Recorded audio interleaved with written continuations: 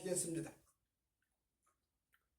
영화로우신 하나님 아버지, 주일 예배로 모인 저희들에게 천상의 맑고 깨끗한 신령한 말씀을 들려주시기를 원하옵나이다. 말씀을 듣고 힘으로도 죄악된 세상을 싸워 승리하는 역사가 있기를 원하옵고 예수님 이름으로 기도 올리옵나이다. 아멘. 주일 예배로 모인 여러분들에게 전해드릴 하나님의 말씀은 이사야 53장의 말씀입니다. 그 중에서도 1절부터 6절의 말씀에 근거해서 구원의 언약, 이런 제목으로 말씀을 나누도록 하겠습니다. 자, 이사야라고 하는 사람은 남조 유다국이 하나님을 섬기고 여호와 하나님의 명령에 따라 진행을 해가고 있는데, 그 중에 우시야 왕이라는 왕이 나타납니다. 이 우시야 왕이 얼마나 열심히 대단한지, 성전에 대한 열심, 여호와를 향한 열심이 아주 특심합니다. 그래서 우시야 왕의 성전 개혁, 율법 개혁, 이것을 성경은 여러 군데 말을 합니다.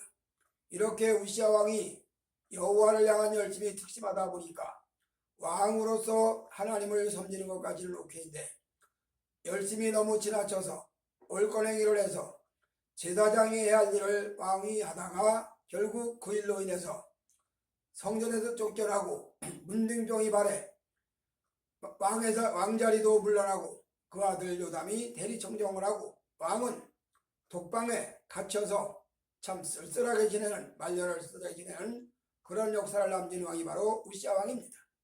바로 이 우시야 왕이 이사야 선지자와는 사촌간입니다. 즉 이사야 선지자는 한마디로 말하면 왕족 선지자지요. 왕족으로 태어난 사람으로서 하나님의 말씀을 받아 외친 그런 사람입니다.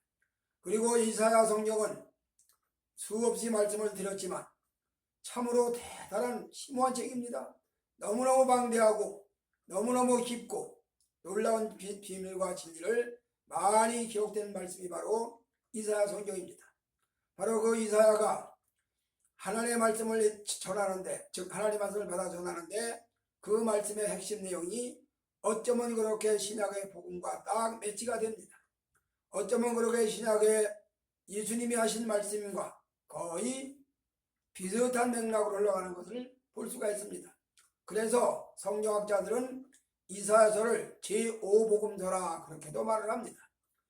어쨌든 바로 그 이사야가 예언했던 예언의 말씀을 이 시간에 근거해서 여러분들에게 구원의 언약, 그런 제목으로 말씀을 나누겠는데, 자, 그러면 이사야가 하나님의 말씀을 증거한 기초적인 원리, 첫째로는 시내산 약속의 말씀입니다. 여러 번 여러분들에게 말씀드렸지만 시내산 언약은 이스라엘 백성들이 애굽에서 나와 이제 홍해를 건너고 광야를 지납니다. 그러다가 드디어 시내산까지 이르렀습니다. 그 옛날 모세가 호렙산에서 여호와 하나님을 만나고 그 하나님을 명령을 따라서 이스라엘 백성들을 구원하는 대사명을 받고 바로 그 산에서, 바로 그 산입니다. 바로 호렙산, 그 시내산, 그 산에서 여호와를 만나고 하나님의 명령을 받았단 말입니다. 그리고 그 명령대로 애굽에 들어가서 이스라엘 백성들을 인도해서 데리고 나오는 역사가 있었단 말이죠. 그러고 그 백성들을 데리고 나와서 홍해를 건너는 놀라운 대사권을 통과하면서 그들이 드디어 시내산에 왔을 때 여호와 하나님께서 시내산에서 이스라엘 백성들에게 행해야 할 법률, 도덕, 윤리, 믿음 다 포함되는 놀라운 언약의 말씀을 수여하시죠. 일명 십계명 사건, 언약의 두 돌비, 이 십계명으로 함축되는 하나님의 언약의 말씀을 받았다는 말입니다. 바로 이것을 우리는 시내산 언약이다, 그렇게 얘기를 합니다. 훗날 갈라디아에서 사도 바울은 이 시내산 언약이 위대하고 대단하지만 그러나 꼭 하갈과 같은 그런 경우다 설명을 합니다. 하갈의 낳은 아들 이스마엘이 혈통적으로는 아브라함의 자손이지만 언약의 백성이 아니야. 이삭만 언약의 백성입니다. 바로 그런 언약의 백성을 상징하는 말씀을 주어지기 위해서 결국 시내산 언약이 주어졌다. 그리고 비유로 말하자면 그 시내산 언약은 꼭 하갈과 같은 입장이다. 그렇게 설명을 합니다. 자, 이렇게 시내산 언약을 통해서 이사야가 예언을 기초를 삼는데, 그러면 이사야가 신탁, 하나님께서 맡기신 말씀, 신탁된 말씀을 가지고 예언하지만, 그러나 그 예언의 기초에는 시내산 언약의 말씀을 모르고는 그 언약을 예언을 선포하기가 어렵습니다. 무슨 말이냐? 성경 말씀을 정확하게 바로 알고 제대로 알고 정확하게 알고 하나님 말씀을 증거하는 거하고, 부분적으로 조금 알고 잘못 알고 그냥 조금 한 구석만 알고 전하는 거하고는 상당한 차이가 있는 거지. 전체 본질을 다 꿰뚫어 가지고 전체 본질을 다 파악하고 그래서 말씀을 전하는 그 말씀과 잘 모르고 한 부분만 가지고 이야기하는 말씀하고는, 말씀은 말씀이지만 내용상에 흘러가는 그 속에서 너무너무 많은 차이를 가져온단 말이죠. 바로 이사야는 하나님 앞에 선지자로 부름받았지만 그가 이 시내산 언약의 말씀을 너무 정확하게 파악을 합니다. 지금 우리말로 말하면 백독을 했는지, 즉 모세율법을 백독을 했는지 아니면 200독을 했는지 그건 잘 모릅니다. 그러나 이사야가 구약의 이 모든 말씀을 정확하게 잘 파악했다 그 말입니다. 그리고 모세율법뿐만이 아니라 역사상 흘러오는 모든 내용, 사사기로부터 시작을 해가지고 여호수아 사사기로부터 열왕기상하, 역대상하, 사무엘상하 이런 모든 말씀을 다 읽으면서 하나님의 뜻을 알았다 그런 이야기입니다. 즉 성경은 하나님 말씀을 정확하게 알려줍니다. 성경은 하나님의 뜻을 정확하게 알도록 해줍니다. 바로 이사야가 이 말씀에 깊이 심취해서 말씀을 읽고 또 읽으면서 구원의 언약을 깨닫습니다. 인간의 타락성을 알게 됩니다. 인간의 부패성을 깨닫게 됩니다. 인간의 죄악성을 깨닫게 됩니다. 그리고 이 죄악성 후에, 이 부패성 후에, 이 타락성 후에 여호와 하나님의 구원의 은혜가 내려서 하나님의 은총이 내려서 그 모든 죄악이 다 속량되고 하나님의 은혜로 구원에 참여하고 하나님의 은혜로 새 생명 얻고 이렇게 나가는 이런 역사를 바로 이사야는 이 구속사의 흐름 속에 쫙 깨뜨려 보면서 하나님의 뜻을 밝히 알고 그것을 당시 백성들에게 애쳤고 오늘날 우리에게도 똑같이 예언되는 말씀이다 그런 이야기입니다.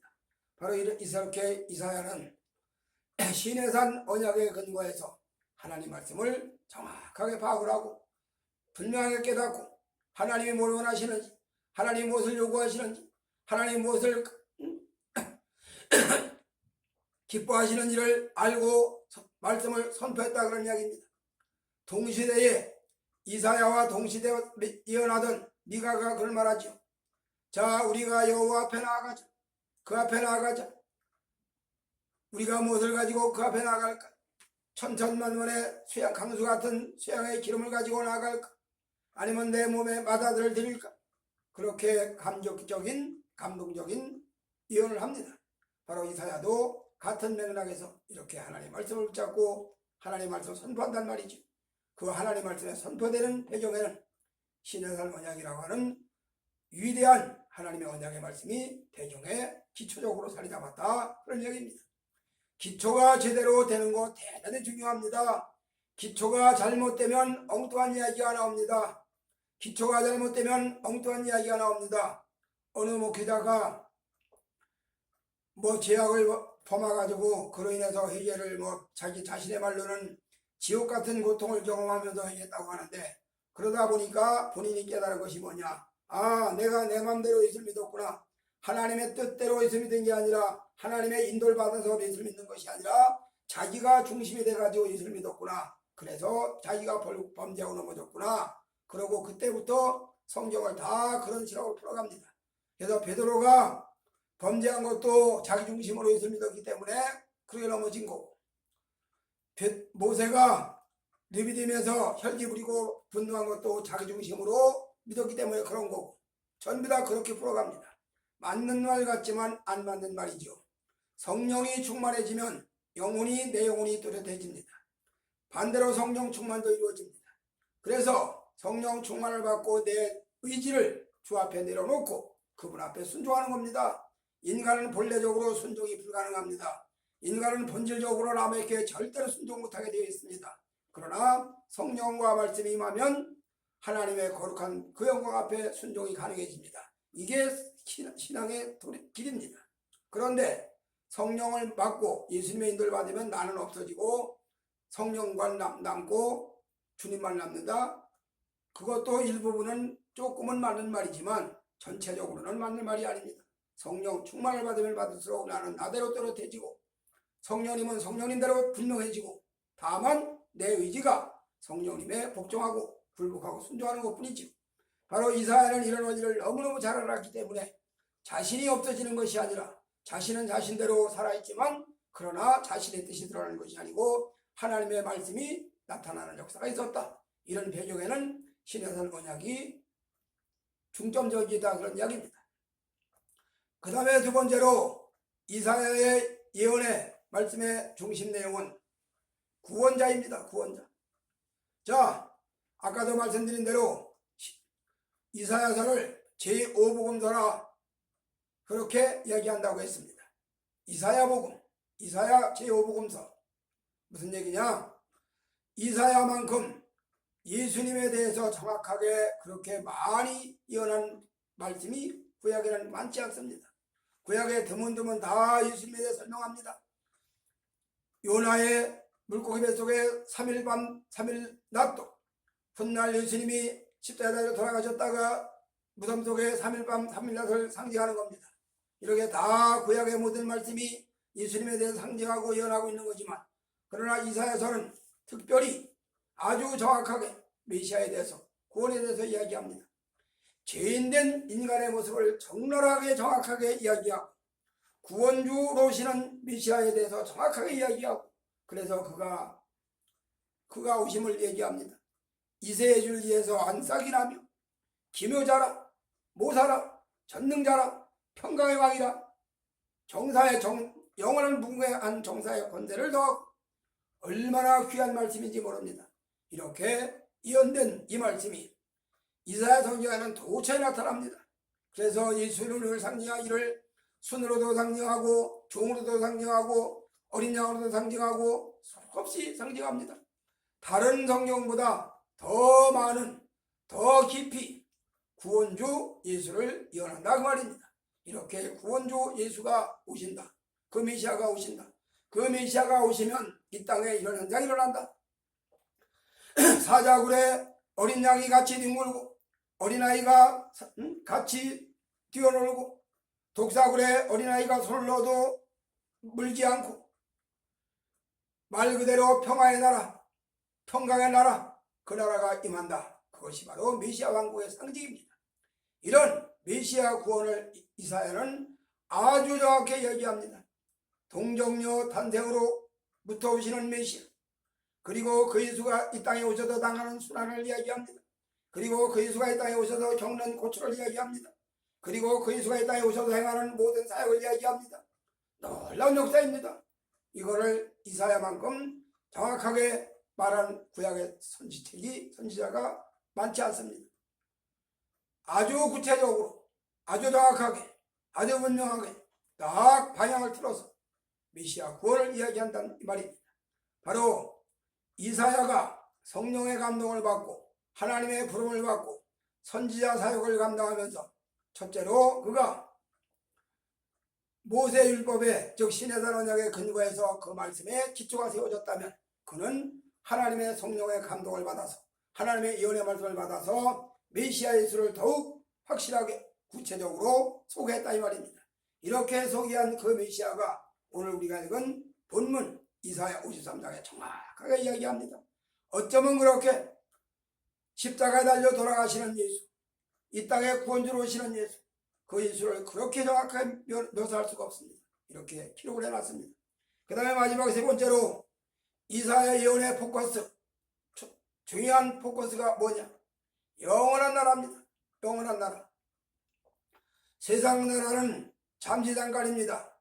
권세를 누가 잡았다 하면 그 권세가 오래가는 것 같지만 길어봐야 20년도 못 지나갑니다. 긴 세월 동안 통치하는 것 같지만 20년도 못 지나가. 뭐 어쩌다가 뭐 30년간 걸쳐고도 있겠죠. 그러나 그것도 어쩌다 있는 얘기고 대개는 다 잠깐 지나가는 정권들입니다. 그 권력을 잡으려고 부진부진 애를 쓰는데, 그래서 세상의 나라는 어느 한 지역의 왕이지, 예를 들어서 한국의 왕이지 전 세계 왕은 될 수가 없습니다. 그리고 한국도 영원한 왕이 아니고 어느 시대부터 어느 때까지 1995년부터 2000년까지 아니면 2000년부터 2005년까지 이렇게 5년이라는 기간을 딱딱 묶어가지고 권세를 잡는 거지 영원한 권세는 있지 아니합니다. 미국도 마찬가지고 프랑스도 마찬가지고 전 세계 나라가 다 마찬가지입니다. 그런데 이 사회가 영원한 나라는 잠시단간 있는 그런 세상 나라가 아니고, 잠시단간 오면 없어지는 그런 나라가 아니고, 잠시단간 오면 다 소멸돼가는 그런 나라가 아니고 영원한 나라다 이 말입니다. 변하지 아니하고 쇠하지 아니하고 썩지 아니하는 나라, 바로 이거를 베드로는 이렇게 말합니다. 쇠하지 아니하고 썩지 않은 영원한 나라. 그래서 그 영원한 나라에 우리는 소망의 기업이 있다, 그렇게 이야기를 합니다. 바로 이사야가 이 영원한 나라를 이야기합니다. 영원 무궁한 나라. 그래서 예수님에 대해서 이사야가 설명하기를 정사 잡은 자로서, 권세 잡은 자로서 무궁하리로다, 그 권세가 영원하리로다 이 말입니다. 요한예시록에 보면은 어린 양 예수를 향해서 성도들이 세마포 힐옷을 입고 멸류관을 보고 흔들면서 영광의 왕이시오, 영광의 왕이시오, 멸류관은 제가 쓰기에 합당치 아니하나이다, 이 멸류관은 주께서 쓰셔야 됩니다, 그러고 돌려드렸다는 그런 내용의 말씀이 요한예시록에 나타납니다. 바로 이사야의 예언 속에, 이사야의 영혼 속에 이 영원한 나라가 계시되었습니다. 그리고 이 영원한 나라가 어느 날 도래할 것까지도 얘기합니다. 그리고 그날에 어쩌면 그렇게 이사야 마지막 부분에 가면 새하늘과 새 땅에 대해서 얘기하고 요한예시록이 말하는 새하늘과 새 땅을 얘기합니다. 자, 다시 총괄에 말씀드린다면 이사야 성경은 66권, 신구약 66권과 대동서에 아주 같습니다. 구약의 39권, 신약의 27권인 것처럼 이사야 성경이 구약의 39장, 그 다음에 27장, 구약의 이사야 39장까지는 어쩌면 그렇게 구약의 심판을, 하나님의 맹렬한 심판을 이야기합니다. 그러나 40장 넘어가면부터는 내 백성을 위로하라, 내 백성을 위로하라, 정당히 말하라, 그렇게 위로를 이야기합니다. 하나님의 심판과 하나님의 위로를 같이 이야기합니다. 이렇게 놀라운 하나님의 나라를 이야기하는 이사야 성경, 이렇게 하나님의 나라를 계시하는 이사야 성경, 이 예언의 말씀을 통해서 많은 심령들이 구원을 받습니다. 많은 심령들이 은총을 누립니다. 많은 심령들이 은혜를 받습니다. 그리고 영복을 누립니다. 그리고 영생을 보장받습니다.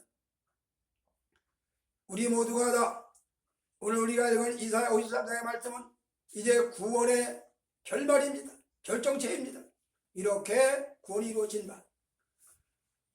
여러 번 설명드렸지만 에덴에서 양의 가죽 옷을 입고 쫓겨난 아담이, 그리고 둘째 아담 예수가 십자가상에 피를 흘리심으로, 속죄의 벌을 흘리심으로, 그렇게 희생의 피를 흘리심으로 구원이 완성되고, 그가 무덤 속에 들어가셨다가 3일 만에 부활하심으로 구원의 완전 승리를 나타낸 것처럼 바로 이사야는 이 구속사를 정확하게 설명을 하는 겁니다.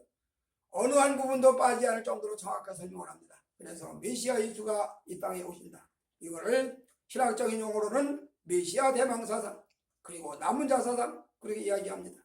우리 모두가 다 이 시간에 주 앞에 나와 예배드려 나왔습니다. 주 앞에 나와 말씀을 듣는 우리들의 심령 속에 이사야의 예언의 말씀이 들려졌습니다. 오늘 예수님보다 700년 전에 활동했던 그 이사야, 우시아 왕과 요담과 아하스와 히스기야를 지나는 므낫세까지 이르는 이런 놀라운 긴 여러 왕들을 거치면서 예언사역을 했던 이 이사야의 예언이 오늘날 우리에게도 동일하게 적용되는 겁니다. 그리고 이 말씀에 아멘이 되는 겁니다.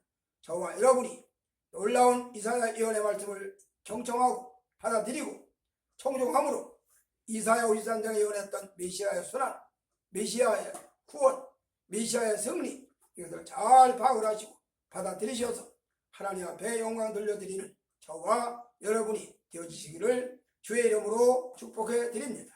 아멘. 하나님 아버지 감사드리옵나이다. 이사야의 예언을 통하여 하나님의 구원을 다시 한번 깨닫게 하시니 감사하고, 이 구원의 감격 속에 깊이 잠겨들어 생활하는 저희 모두가 되어지게 하여 주시옵소서. 예수님 귀하신 이름으로 기도 올리옵나이다. 아멘.